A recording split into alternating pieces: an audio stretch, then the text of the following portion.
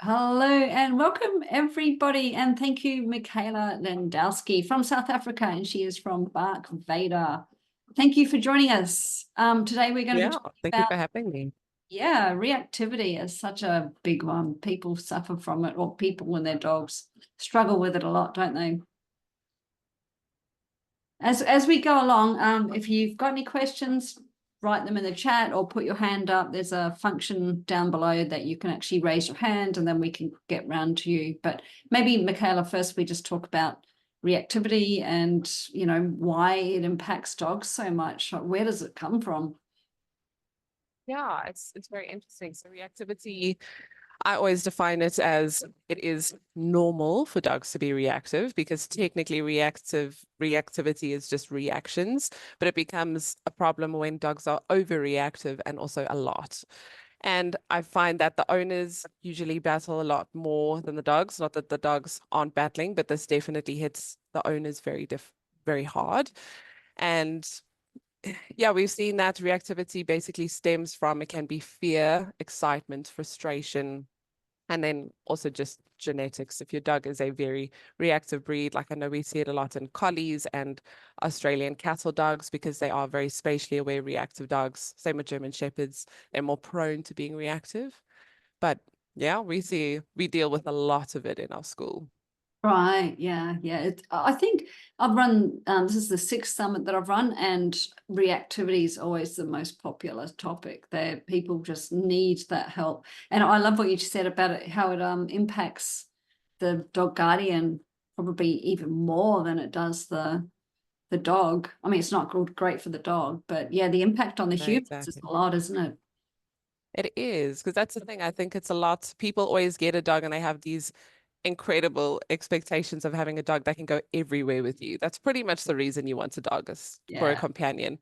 And now when your dog is nervous of people coming into their space or doesn't like seeing dogs or enjoys seeing dogs way too much and they just start screaming all the time, it just becomes either embarrassing or disappointing depending on your personality. Yeah, and there's so much judgment around it as well, because if your dog is like, wah, people don't look at you sideways and, cross the street or say, oh, blame you, all that sort of stuff. Yes, and I think that's the thing that I know grates my bones is a lot of people will say, yeah, but it's all in how you raise them. So you've done a bad job if your dog is reactive. And I'm like, no, it's not. There's so much more to dog behavior and just raising them with love. It's a shame. I've got the best dogs in the whole world, and a lot of them are reactive. And they're not bad dogs. They're just struggling a bit. Yeah. So maybe we could dig into why some dogs, I mean, you mentioned genetics. Is that a big Mm. component, or is it just one of the factors that could play a part? Just one. I find that so if we currently have a look at our reactive class, there are a lot of dogs who have been over socialized. And again, these people have the best intentions and they will put their dogs into doggy daycare and take them to dog parks every second day. And those dogs just eventually associate other dogs with going crazy. And then they really struggle to be calm around other dogs. And especially now when you add a leash to that, then it's, I can't greet another dog. And now I'm trapped by a leash and the feelings are just too big. And that's exactly why they react. I just call it big feelings. It makes it Yeah. sound a lot better. Yeah, it does, doesn't it? um, yeah, and then you also get the fear reactive dogs who they are a lot more nervous and they usually come across as looking really scary to keep the scary things away. And that's exactly what we see a lot of. So a lot of I always describe it to clients that dogs have the 5F system. They have the fight, flight, freeze, faint, fidget. And when a dog is scared, usually, especially as puppies, they kind of go into freeze first.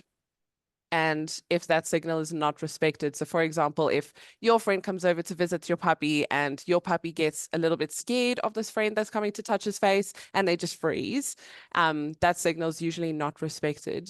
And eventually your puppy is going to learn, okay, well, freeze doesn't work. Let's try running away. And if they're on a leash, they can't run away. And that's usually when they go into the bit of a fight mode. And it usually works. The scary barking, lunging, snapping, snarling works to get scary things away. And they're not necessarily aggressive, but that's how reactivity starts with fear. Mm.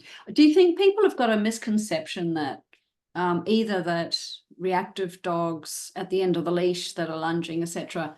I mean, a lot of people now appreciate that it could be fear-based, but some people also feel that it's aggression Yeah. based. And then maybe there's a lack of understanding of from people that see that behavior and don't understand that it can also be that desire to get to the other dog. Like they want to play with the other dog, they want to go and have fun, and they're being stopped. No, exactly. I think my brother's Labradoodle is the best example here because she is just so friendly and wants to play with everybody and wants to wrestle with everyone, humans and dogs. But she is so excited when she is on a leash and she just gets so frustrated because she can't run up and greet everyone that she just starts barking and barking and barking. And then the more she barks, the louder her bark gets and the more fast she barks. And eventually it looks like complete aggression, but she's just excited. But Yeah. at the same time, I still wouldn't recommend letting her go and saying hi in that mindset. No, because that could trigger the other dog to lash out, Yes. I guess. Yeah. Yes, exactly. So how important is it when we're tackling reactivity? How important is it to understand what the reactivity is based in? Fear, aggression, overexcitement. I find that it's more important for the people to understand why it's happening. Because a lot of people, for example, they will come to me and be like, okay, but I think my dog's aggressive now. There's a big misunderstanding between not understanding the difference between reactivity and aggression. Aggression is the pure intent to harm. It's usually a survival strategy, where reactivity is just big Oh, feelings that your yeah. dog is struggling with. And yeah, as I said, it can be excitement, it can be fear, it can be frustration, it can be just too much trigger stacking that day. But I find that it's more important for the owners to understand why it's happening. But the way that we deal with it is all quite similar, actually. Whether it's fear or excitement, is basically let's help the dog with their feelings. Let's work at a distance. Let's counter condition. Either we're counter conditioning the trigger to be more positive or more calm or more neutral. So yeah, I think it's more important for the owners to understand why their dog is doing that, to understand that their dogs are not bad for being that way, or for they're not bad dogs for being reactive. And sometimes when they understand why their dog is like that, if they're afraid, if they're anxious, if they're just so excited and they can't be calm, it helps the people to be more understanding of their dogs. Mm. And so earlier today, Kelly Fahey came to this into a Q&A as well. She was talking about preventing separation Yes. anxiety, preventing reactivity. And I forget what I was going to say now. I'm a little bit brain dead because it's been a long week. Um, Yeah, I can oh imagine. yeah, so we were talking about dominance. Somebody had said that they had a dominant dog, and the conversation kind of moved on to confidence. So if you've got a confident dog, are they less likely to be reactive than a dog that's obviously fearful? They're going to maybe try to get that scary thing away. But then this lady that was in the audience says her dog is not lacking in confidence, which I thought was really specific phrasing. But if it sees another dog, it tries to drive them away. And she said maybe it's Yes. resource guarding her, I guess. But yeah, so she was saying the confidence thing wasn't an issue, but there was something going on. But yeah, so what I wish she was here actually, because it'd be interesting to hear. Yes. Yeah. Because it's so interesting. I also find that a lot of people don't understand how to read their dog's body language. For example, I have this one client who asked me advice of they have two whippets. And the one dog is very, very friendly.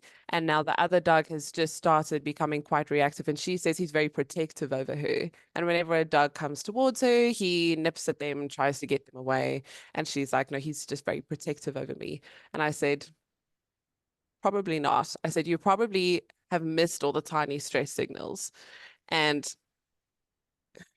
now those stress signals are escalating to bigger signals. It's something as simple as noticing that when a dog comes near your dog, their tail might go a little bit more under their tummy, or their ears might go a bit more back. They might start licking their lips, yawning, side eye, avoidance. And now those things are becoming bigger and bigger. A very truly confident dog is not going to feel the need to protect you from a dog coming to say hi. And they're not going to feel the need to have those huge, big escalating reactions. I will take I think Titan, my Rottweiler, is probably the perfect example of a truly confident dog. He's taught classes with me since I became a trainer. He's been a trainer as long as I have. Um, and he is confident. There's honestly nothing that bothers him. When he gets stressed, he just walks away. He de-escalates the situation, and that's a truly confident dog.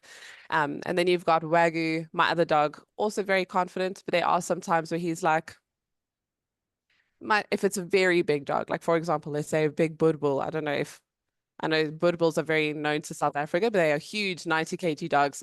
Wagyu Oh, might get a bit stressed then. yeah, yeah, it's a And bit then he might show intimidating. a little bit of insecurity. And that's also fine. Having a dog that gets insecure sometimes is completely natural. It's just our job to learn when to help them. Yeah, and do you think we also have to accept that some dogs just don't get on? Like it's just like some people Nurturing. don't like it. Personality clashes. Yeah, yeah. Big It's time. yeah. I love your description of Tyson though. I've just got a mental image in my mind about him just, yeah, this is my I'm Yeah. the ruler of my world. I don't need to, yeah. Yeah, no, he's very I think in Gene Donaldson's book Fight, he would be considered one of the bomb-proof dogs. Like nothing, so would Wagyu. Nothing really phases them much. I just don't use Wagyu for gigantic dogs. Shame. Yeah, He's 36 kg, so he's a big boy, but for a 90 kg dog, he seems like yeah. a very little man. Yeah. Has anyone got any questions they'd like to ask Michaela or Kay, perhaps? I mean, if no one has right now, you can write them in the chat while we keep talking. I know you've worked with Kath, Michaela. I mean, maybe we could hear her journey and, if is your dog Titan, is it Titan? Yes. Is he a Also reactive Titan. dog or I'm just, yeah, any, I think yeah, she'll have to type in the chat. I know, oh yeah, yeah, quite she a few. can't. I see quite a few A dog call. of my clients, yeah. Yeah, But yeah, I know, yeah. Yeah, Titan is lovely, lovely. He was a rescue. Oh, there's a nice one. Oh, that's such an interesting question. Do you want to read that? how much, so Amelia asks, how much difference do you find working with desexed and entire dogs in relevance to reactivity? Before you answer that, I would like to give you, no, so my dog here, my boy, I bred him, but he went to a new home, and he's back with me now because they split up. Anyway, long story. But I asked them not to get him desexed till he was, at least developed in his body. If they had to get him desexed, then at least 18 months, 2 years, blah blah blah blah. They got him desexed on his first birthday because they said he was showing signs of aggression, and the vet said, "Oh no, this will resolve the aggression." I don't think he was aggressive at all. He's just a very excitable boy, and I think he's Yeah, falls into that probably category just, of I yeah, want to go and being a see that. teenager. Yeah, Yeah, yeah. But yeah, so just that was just another here he is on my lap now. But yes, if that I just think that's quite interesting that that whole, desex dogs and can if you desex behavior. should change their behavior. Yeah. Yeah, this is a huge topic, huge. And it's so controversial as well, because I know obviously I'm not even going to go into the whole unwanted litters, all that stuff. That's a very big topic. I will just stick to it from a behavior point of view and from what the latest research is saying. So I work closely with a veterinary behaviorist as well. And she's really great, and she keeps very up to date with behavior and science and medical issues and all that type of stuff. And from what I've also learned from her and from what I've read about the latest science, you will see where I'm going with this. I'm keeping my opinion out of this. Is basically dogs do still need their hormones for developing, both physically and emotionally. What I have found from experience is that dogs who are prone to anxiety, who get fixed at an early age, especially males, usually their anxiety gets a bit worse. The reason for this is because testosterone actually aids in confidence. And now when little boys who are already anxious now get their testosterone taken away from them, they don't have their testosterone to help them get more confident. And it's a very it's because there's not much you can do after that. So obviously you help them as best as you can. It's not like your dog is hopeless and doomed and there's nothing you can do, but it does make it harder.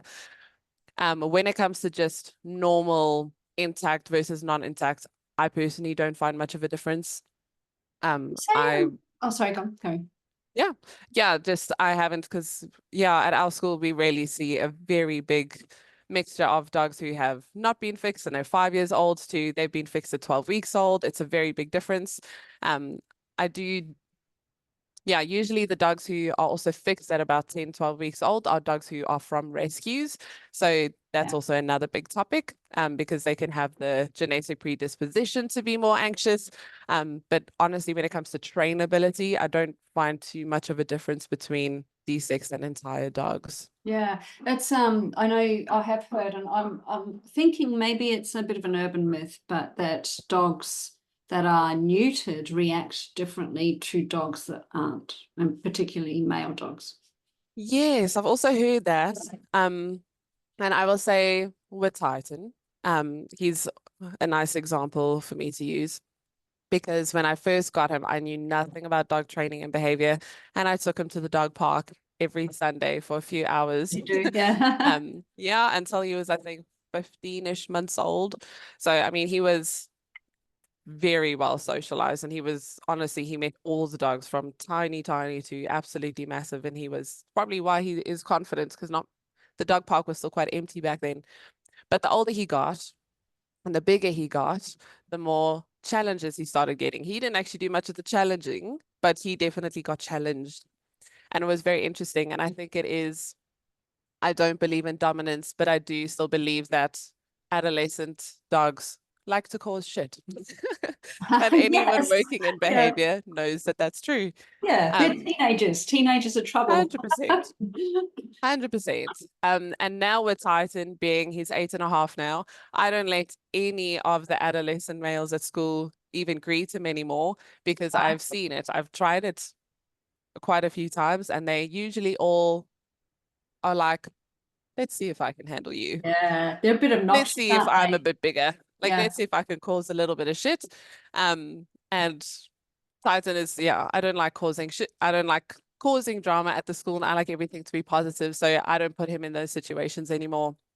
Yeah. Um, it's very, very interesting. Yeah, yeah, it is interesting. And I do, I mean, it's good that now that there's more research into early desexing and how that testosterone is needed for the confidence. I think that's brilliant. But Tanya asks, how do you recommend handling reactivity, sorry, to a specific breed of dog?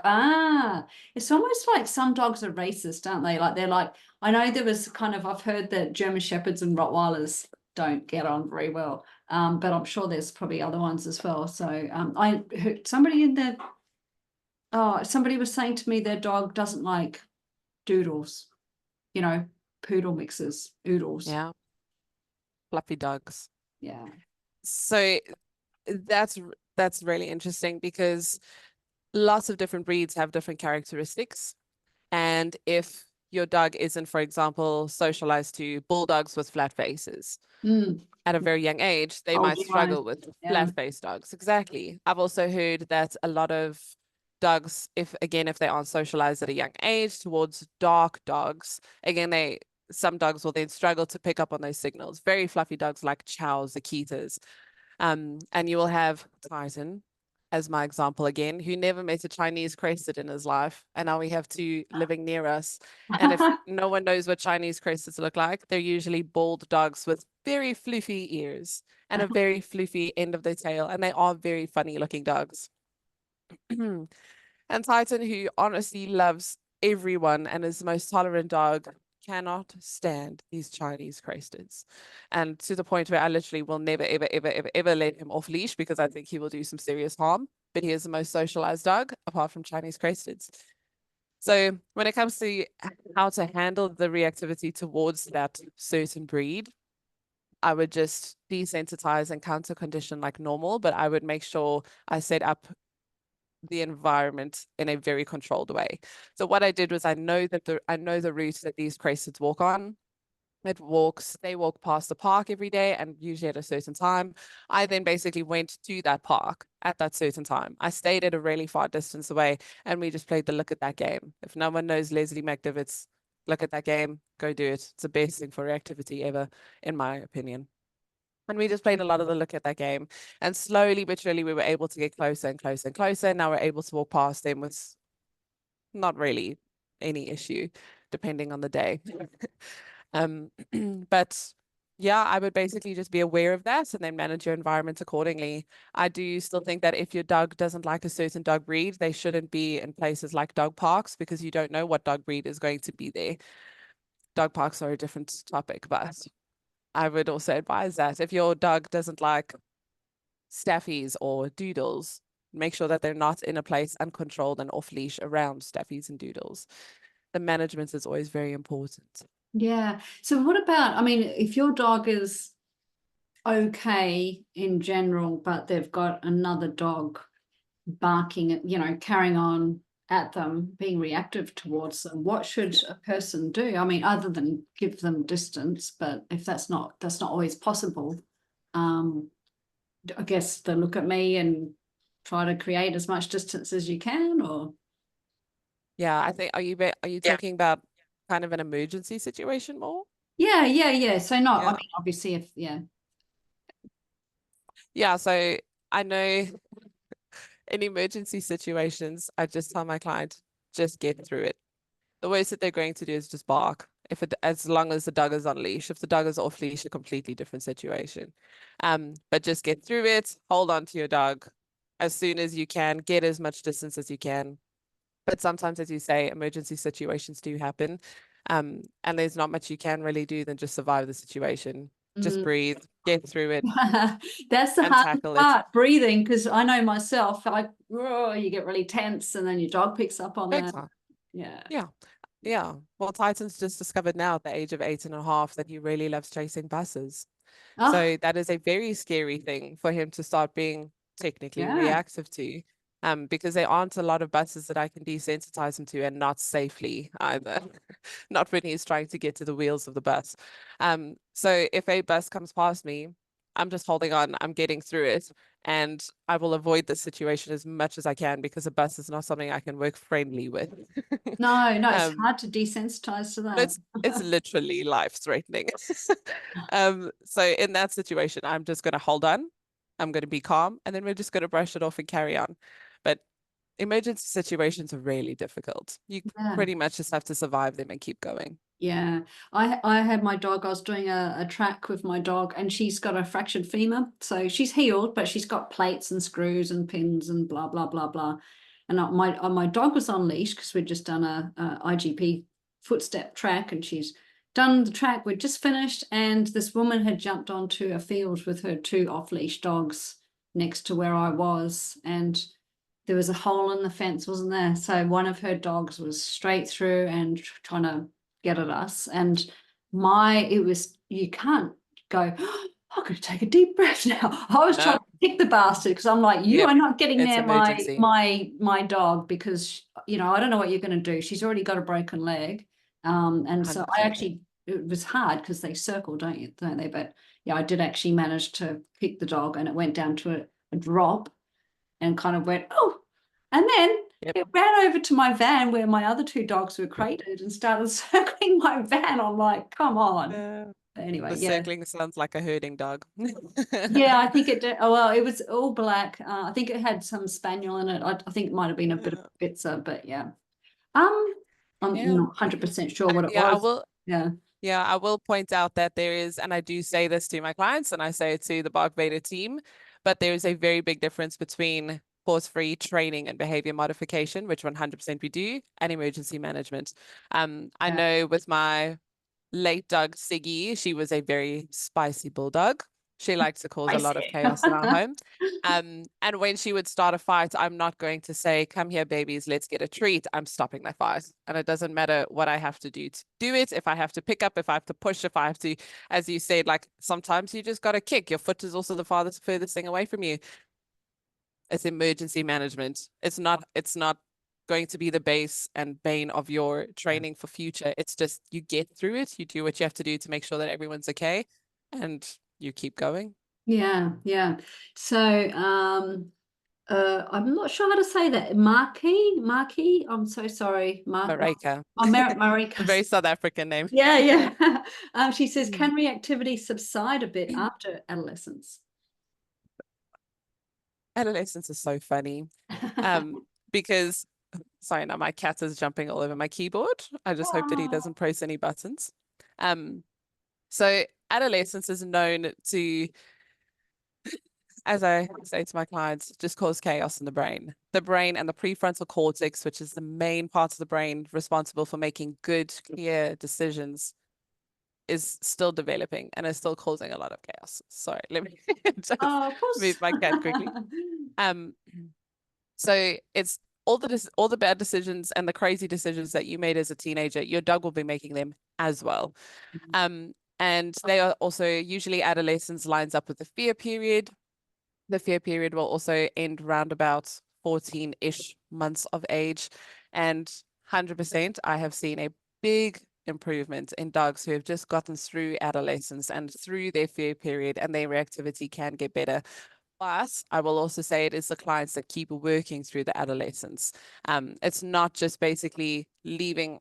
Sorry, my cat is really having fun with my mouse here.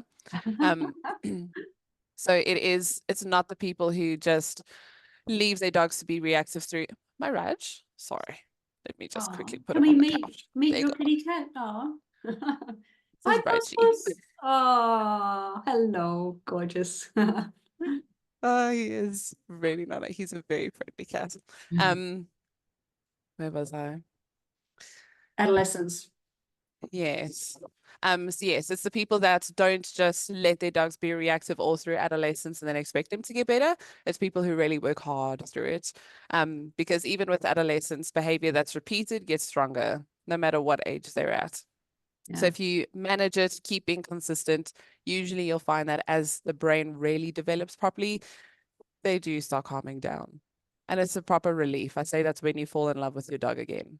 Yeah. And that's the thing, isn't it? When 100%. they're puppies, they're the best dogs in the world. Then they hit their adolescence and you're like, why did I ever think Yeah. of that? Yeah. Yeah. And you No, got to it's a through proper that. thing. Yeah. I know, I think I saw a survey a few months ago about basically when and what age dogs were surrendered to the shelter.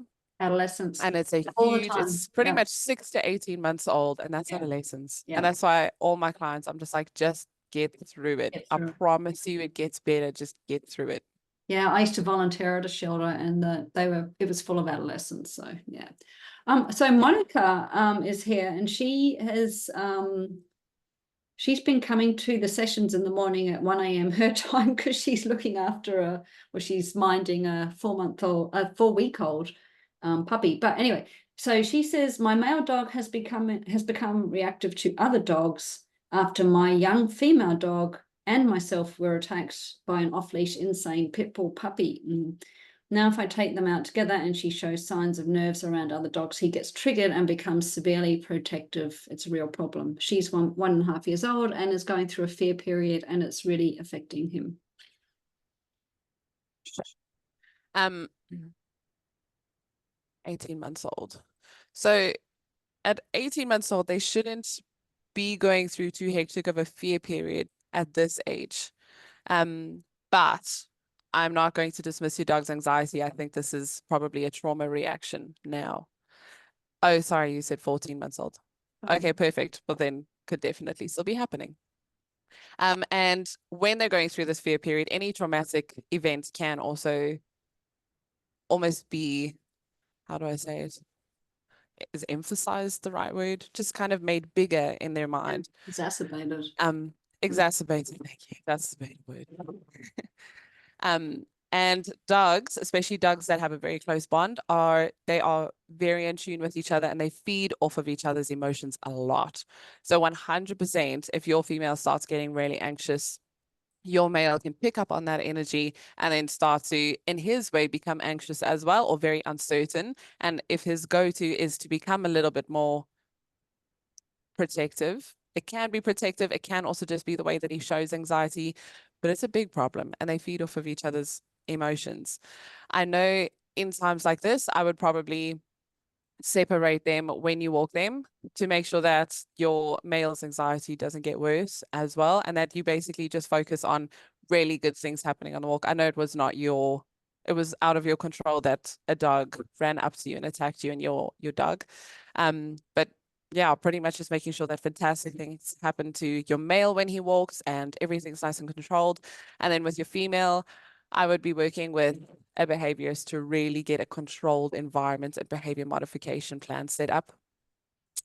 Because trauma is hectic. I think it's Dr. Laura did a talk with you guys about trauma and understanding trauma in dogs, and it's really hectic and it's not a quick fix at all, especially if she is a very sensitive dog. I mean, some dogs can get attacked and they honestly brush it off like it's nothing, but other dogs just have a bad experience and it's set in. It's a very, very hard thing for them to get through. And I would 100% be working with someone who can help you create a controlled environment so that you can slowly help build your puppy's confidence again, because it can be a big problem. And yeah, I'm sorry that happened. She says Yeah. she's extremely sensitive. Yeah. Yeah. And that's the thing. So even though it happened at 6 months, it is such a crucial age, because that is literally when the brain is developing. The fear period is properly kicked in. They're going through hormonal changes, and collies and shepherds, and now you've got a mix of the two. They are very sensitive dogs, and 100% your dog is going to have trauma from that.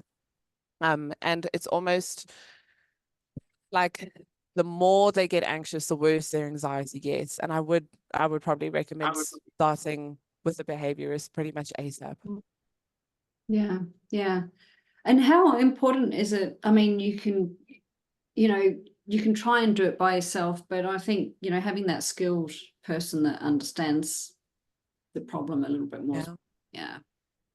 Yeah, it's when I mean, you can always try by yourself, but I think the really nice thing that I can help you with, for example, is I have access to a venue that I can control. Like I have a really nice venue. We rent it from a church. I can lock the gates. I can do everything. No one else is allowed in. And then I can start just by having a blank canvas in an environment, pretty much. I'm based in Pretoria, but I do have, if you're in South Africa, I think you are with that name. I can always refer you to colleagues if you do need. So, and then the other thing I have is I have the space, I have the colleagues that can also help. So our reactivity classes are incredible because it's me and another behaviorist, Liesel, that we work together with it. And if we are working with a super sensitive dog, so for example, your dog, because it sounds like your dog is like that, I will then work with one of my dogs, either Titan or Wagyu, and we stay at a far distance. And Liesel's with you, and she's helping you with all the timing of your rewards and when to walk away, when to start. She will then also say, okay, cool, did you notice that there was a lip lick over there? Your dog, even at 50 meters away, is noticing that other dog. Let's try reward them. Let's do some confidence building exercises. And that is pretty much the gift you get when you work with a behaviorist that is well versed in reactivity, when they have the resources to that. Cape Winelands, I think just send me a proper DM on the Bark Vader page. I think I do have a colleague there. And then I can refer you to them, because it's difficult doing this by yourself. And I love your approach, having, it's all very well having you there with the person and the neutral dog, or, the dog that's okay. Yeah. But you need someone to handle two dogs that both of them know what they're doing. 100%. So that's so tricky. Yeah. But what do you think about so I know there's a lot of trainers that how do I say this the right way? They'll do group reactivity classes, but the dog is being flooded basically. So it's like here's the scary thing, and guess what? Here's actually not just one Yeah. scary thing, there's 10 scary things, and you just have to deal with it, get over it. So the Assuming example your that I approach is use, completely different. it is. Yeah. So the example I use is, let's take your biggest fear. So I'm going to say spiders. Come on. Cockroaches. There you go. So it's going to be spiders, snakes, cockroaches, honestly, anything. If it's heights, you will still just basically put your fear into my little example here. So I want you to imagine that you're in the shower or Oh, in a nice small room. I'm You're already freaking out freaking out. already. I'm just imagining A being shower, a bathroom, a in nice small cockroaches. room. It's not a big room. And there's going to be one spider there. And you're like, okay, I'm going to move to the opposite side of the room. You can't get out right now. And then another spider comes in and another spider comes in. And eventually, okay, honestly, one spider would do it for me. I'd be over the edge. But sometimes it might take 3 spiders or 4 spiders. And I'm actually getting goosebumps thinking about this. I hate spiders. Um, but that's the exact same thing as taking a dog who is scared of dogs and chucking them in a group of dogs. They are confined, they cannot get out, and now scary thing after scary thing after scary thing is basically happening to them or coming into their space and Terrifying. pushing them over the edge. And what also happens is people will be like, okay, but what about if it's just one dog? And if you're in the shower and you have a spider in the corner of your shower, how hyper vigilant are you going to be? Because I can tell you, if there's even just a spider that small in the corner of the shower, I'm not turning my back towards that spider. How And I big will be do watching that spiders get spider. over there? We get spiders about that big. Like, No, no, no. But you guys have very scary spiders. Okay, we have scary spiders too, but I've been to Australia and I've seen the size of your spiders. They're not cool, but we have these little jumping ones, like these little oh, black jumping ones here, and I still don't like them because it's the yeah, spiders. yeah, But that's the equivalent of taking a dog who is scared of dogs and just putting them with one dog, and then eventually that dog is getting closer and closer and closer. And even though your dog might, maybe they're not reacting, but they can also shut down, which in my opinion is honestly worse because I have tried helping and rehabilitating dogs who shut down and get into a state of learned helplessness, and it is heartbreaking. And it is so difficult to get them out of that state of mind. And that is why I'm very, very against flooding, because flooding either creates a dog who their feelings are huge and their reactions are huge, and it can 100% turn into aggression, um, or they just shut down. And either states of the spectrum are just so difficult to help your dog through that yeah, afterwards. yeah. I've years and years and years ago, when I wasn't, let's say, educated, I've been to big name trainer like that. Not for me, but just to learn as a dog trainer. Yeah. And a big hall, 20 or so dogs. They get out one reactive dog, and first of all, it's usually muzzled. It gets corrected if it Yeah. reacts, and then eventually it has to walk around the room with all these dogs. Initially, Yeah. it's in the middle, and the dogs, they do look shut down. They are just like, all right, I'm doing this because if I don't, I'm going to get corrected. But Yeah. I'm really unhappy and uncomfortable. And people that I know that have done that, that were at that class, who still have that dog, the dog's still reactive. It didn't fix anything. So No. And that's also, it's a very hard truth to also take on. And again, that's why I said in the beginning, owners usually struggle a lot more with reactivity. Um, is because sometimes your dog will just be reactive. That is the way they are. They don't like being social. They don't want to be around other dogs. And a big part of my job is to actually just help people accept their dogs for who they are, to lower their expectations.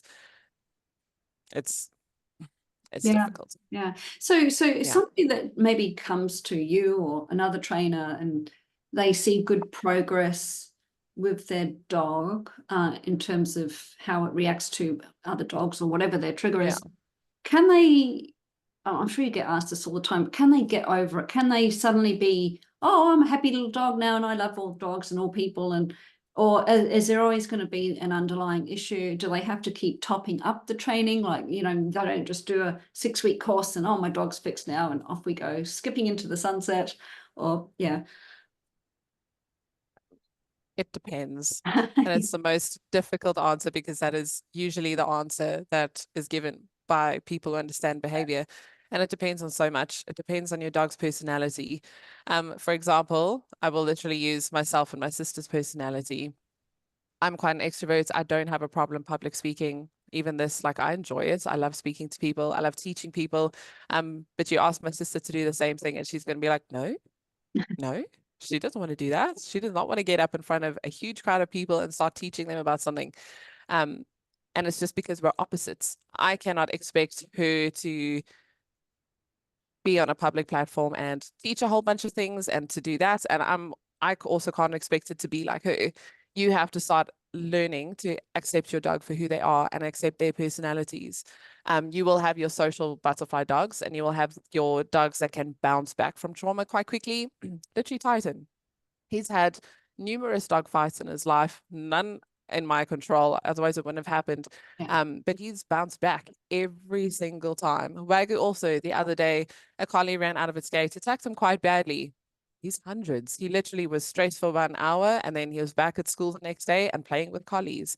But you will literally get a dog, for example, my late dog, Siggy.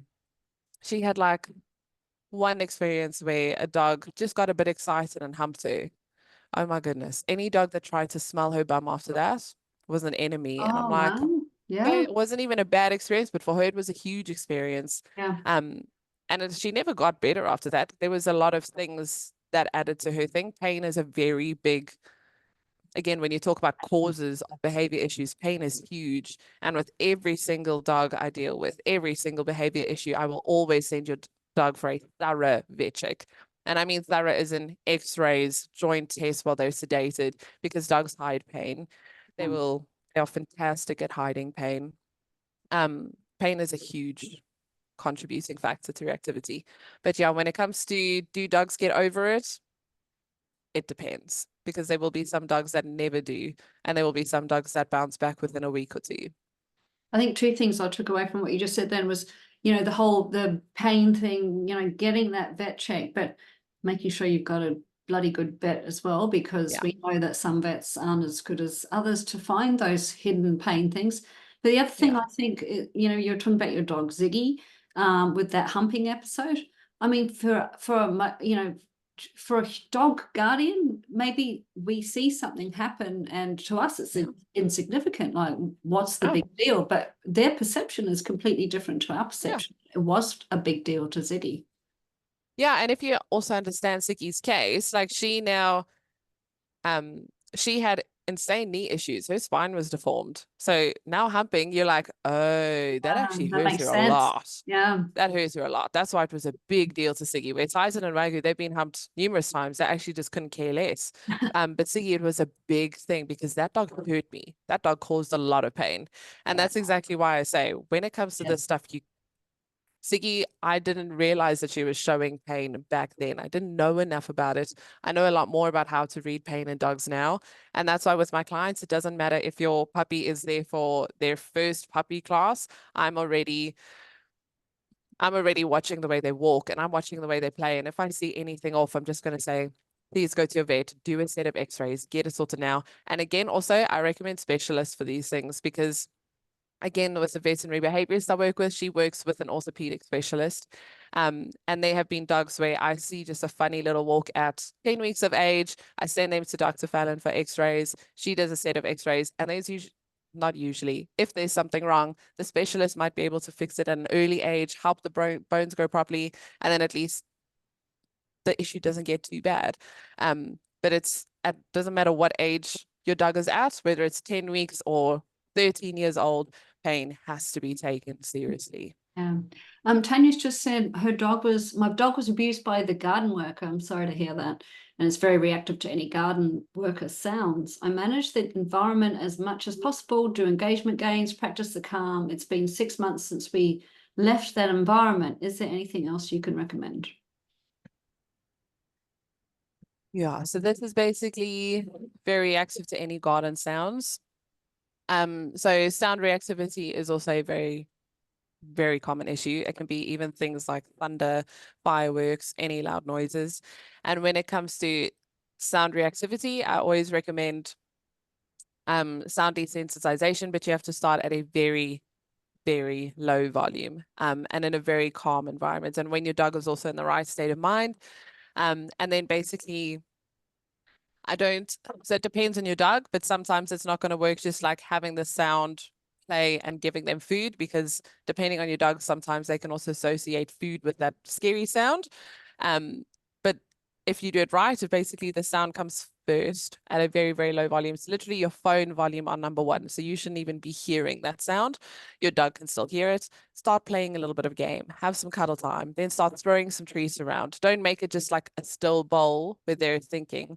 Getting your dog moving around, because sometimes also getting them moving and up and about works out the stress as well. And it's a lot more fun for them, and they're running around, and a lot more dopamine is getting flooded in their brain. And then slowly over time, and over time again depends on your dog. Some dogs will be able to do it in like get the volume up within minutes. Some dogs, your volume is going to have to slowly increase within weeks to months, depending on how sensitive they are.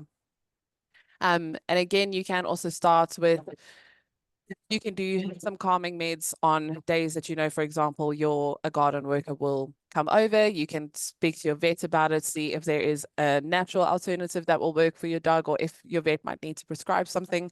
But in cases where they are seriously traumatized, if they literally hear a noise and go into complete panic mode, so it's not just anxious, but panic, then medication can also definitely help with that. But the sound desensitization is really important, just to slowly build up the triggers. You can, for example, have a person that your dog is really comfortable with go and start raking the grass, or you can start raking the grass and play ball with your dog, or throw some treats in the grass, work with the rake quite a far away from your dog, because sometimes also a safe person using that object isn't as scary as a garden worker using that object as well. So Yeah. there's quite a lot there. And tomorrow, Elsie Burbank will be talking about noise sensitivities specifically. So make sure you watch that one, the interview, wherever you are, Tanya. That will be, yeah, Yeah. will be a good one. Yeah. Anybody got any other questions? I did actually have a question that came through on Instagram, which I found very, very interesting. Yeah. Mm-hmm. Because I asked a few days ago, and the interesting ones, but this one was really interesting. So it's basically my dog pulls a lot on leash. They don't walk nicely at all on leash. They are also reactive. Will teaching my dog how to walk nicely on a leash stop the reactivity? Which I found was a very interesting question. So it's quite a big question as well, because leash pulling, especially dogs who really cannot walk nicely on a leash at all, and they are driving you and might make you fall over, that type of leash walking, there's a lot behind it. So your dog is already in a more aroused mindset. You're not going to have a dog that is super calm and chilled pulling you and pulling your shoulder out of joint. So your dog will already be more aroused, and technically when it comes to the trigger stacking and the threshold levels, if a dog crosses threshold, they are more likely to react, less likely to make good decisions. So I would always recommend working on calmer leash walking and improving that leash walking, because if you have a dog that is in a calmer mindset, they are also able to make better decisions. So it might be that your dog's reactivity is just due to over arousal, and again, over arousal can cause bigger feelings, and then they struggle to control their feelings, and it might just take having calmer walks and a lower arousal, lower arousal level for your dog to be able to work through their reactivity. Yeah, and I guess the flow on for that is, if your dog is walking more calmly on the lead, then you yourself are going to be calmer, because you're not constantly going, come on, stop, I hope I don't trip and fall. Yeah. Yeah. And then if you're calmer, then that feeds into your dog, and so it's a nice symbiotic. No, exactly. Yeah. Yeah, and again, you're not going to have a dog that is literally pulling and choking themselves no matter what equipment they're using. That dog is not going to be able to work through triggers. I've never been able to work with a dog who's choking themselves out trying to get to another dog and then just calmly say focus. It doesn't work. Yeah. So I do need a dog who's able to get to that calmer mindset to be able to work on reactivity. So it is, yeah, very interesting question, that one. Yeah, no, it's a good question. Yeah. Well, anybody else got any questions while we've got Michaela here? If anybody is typing, get typing now. But Michaela, if people want to learn more about what you do, you've got your Facebook group or page, Yes. your website. Do you want to maybe just tell us what they can expect? Yeah, so we've got our Facebook and Instagram page, and I do try to do quite a bit of educational content. And I am actually going to be pushing more educational content because I just did a survey on my social media. Um, so we'll be doing that, and then the website as well, barkvader.co.za. We do virtual sessions as well, so we can help people all over the world or anywhere in the country with their problems. But otherwise, if you're in Pretoria, we can help you with anything. Just Pretty watch out much. for the spiders in Victoria. Just don't give me any spiders.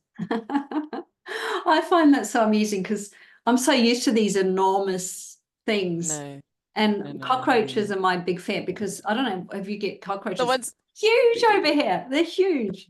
And I have this I look, if I see a photo of a cockroach, I can feel I just go I can't even go yeah, near a in South photo. Africa, we call that well.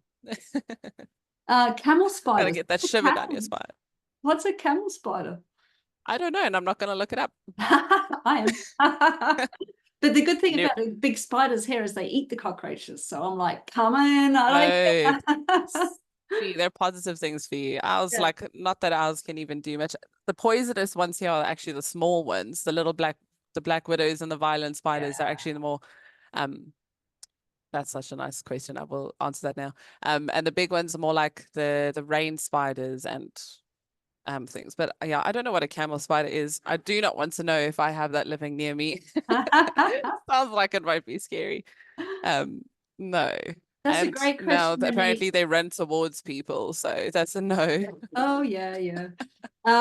Yeah, so Monique says, are reactive dogs unhappy? Yeah. I'm gonna throw that really annoying answer out again. It It depends. depends. So if you take my brother's Labradoodle, she's super happy being reactive. I think she really loves the sound of her own bark. She loves talking. I think she's trying to let people know that she wants to say hi. But I also deal with a lot of reactive dogs who are just anxious and it's honestly more a cry for help than anything else. So depending on your dog and again, their personality and what their reactivity is based on, that will basically say if they are unhappy or not. But technically, in a very over aroused mindset, it's not actually pleasant for anyone to be in. So even my brother's Labradoodle, she will be quite reactive and happy about it, but eventually it pushes into that I'm really frustrated about it. And then it's not actually nice for anyone, not her, even though she was excited, now it's frustration. Yeah. That frustration can then build into anger. And then on the fear side, it's fear, and then it's anxiety, and then it is more panic and can even get to a really bad state of mania or rage. So yeah, Yeah, can tip reactivity over. and being completely over threshold, it's not nice for anyone. Yeah. I just looked up camel spiders, by the way. Don't look it up. They're horrible looking creatures. I know myself well. Yeah. So Monica says her dog loves fence fighting. What's the So solution? does mine, Monica. So does mine. Wagyu loves it. We have neighbors who have 4 toy poms and we have little drainage holes through the fence. And Wagyu just loves it so much. He literally, you can see he has so much fun. But that is, I would say, a little bit different. I suppose it could fall under reactivity, but in my books, it's more falls under, it's actually called barrier aggression. And 100% some dogs can love it because technically nothing bad happens. It's just Mm. entertainment. Um, and it's kind of just like can be a way of dog TV. But I will also say that sometimes increasing enrichment, doing more training, desensitizing your dog to that sound, and basically working with your dog around, for example, when your neighbor's dogs are near the fence can sometimes make it a bit better if it's a problem for you. But I know every now and then Wagyu just like, he really just wants to go bark at the wall and I can recall him away. It's not usually a problem. Luckily, my boys don't fight over the wall. Siggy did. So yeah, but some dogs really, really, really love fighting through fences. It's just very entertaining for some of them. Yeah, and I love that you say it's could be dog TV because I literally yesterday I was on Facebook scrolling and there was a video of these two dogs going for each other through a glass pane or glass door, sliding glass door.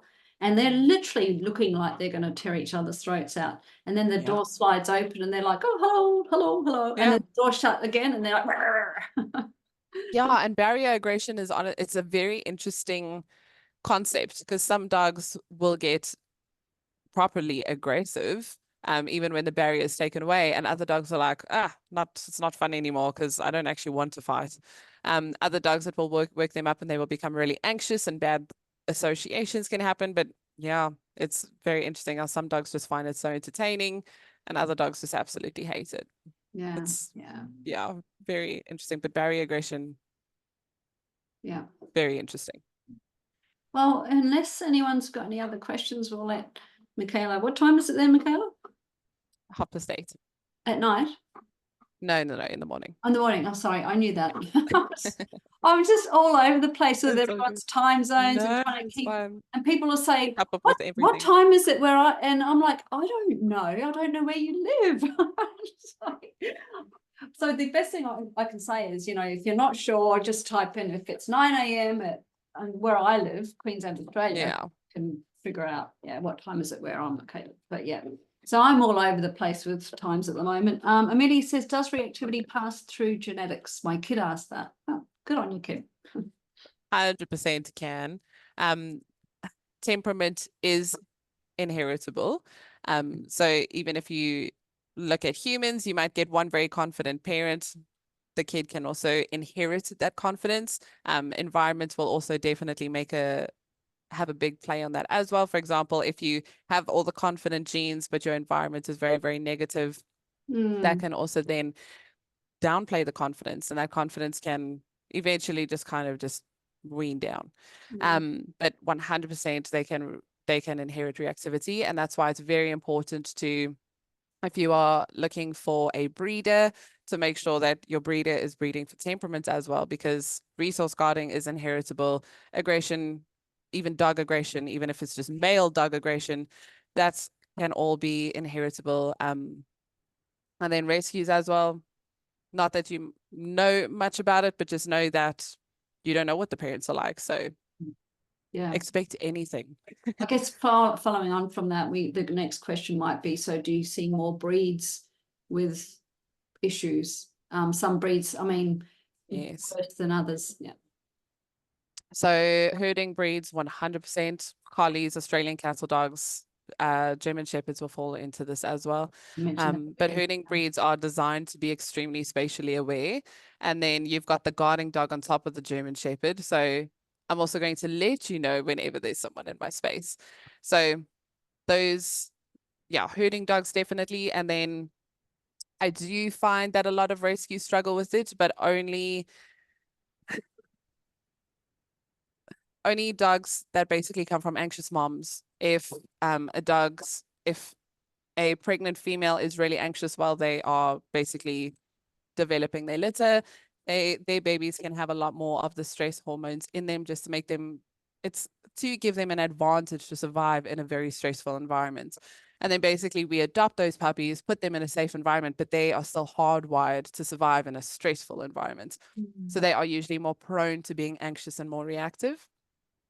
And then not breeds, but I know there's a comment, how common is this issue for Jack Russells? I see it a lot in dogs that don't have their needs fully met, and people underestimate Jack Russells a lot. So I do see it. I do see it a lot in Jack Russells, because especially here in South Africa, we have lots of complexes. Their complexes will have small gardens, like, let's literally say, I've seen like 3x3 meter gardens or 5x5 meter gardens, and the complex will only allow little dogs. So people get Jack Russells, and honestly, Jack Russells for me are farm dogs. Like, I think a Great Dane would suit a 3x3 garden better than a Jack Russell. Or greyhound. So then exactly. So then you have a Jack Russell who is in a 3x3 meter garden, and you're also working all day, and it's not your fault at all, but those type of dogs, I do see really hectic reactivity issues in, and it's just because their needs aren't being met and they're frustrated. And do you think there's you've got that small dog syndrome as well? People say, oh, well, I've only got a little dog. I don't need to train it. Don't need to do anything. I Oh, just take it out and off it goes. Yeah. big And then they're time. So usually many. quite obnoxious. Yeah, so many. Yeah, I think it's more a people issue, even though Yeah. I know I did see this really big survey done where they were comparing different types of aggression and what's more common. And according to that survey, little dogs apparently are more prone to aggression than big dogs. And I do think it's just because, first of all, people don't respect little dogs and their stress signals. It's not a big deal if a Chihuahua bites you, but if they don't want my Rottweiler biting you. So big difference there. And then, as you said, really people don't take little dogs for training. They're like, nah, but they're little dogs. What can they do? They need to be socialized, honestly, even more because they need to be confident around dogs 100 times their size. And that's not even an exaggeration for some dogs. Um, so yeah, I'm with you. And then also a lot of people, whenever their dogs react, they just pick them up, Yeah. Yeah. which is not a good sign. It's not a good thing. Yeah. Again, it just, they don't have much confidence. And then they also learn that barking gets mom to pick me up, and then they learn to demand bark, and there's a whole big issue there. But yeah, Yeah.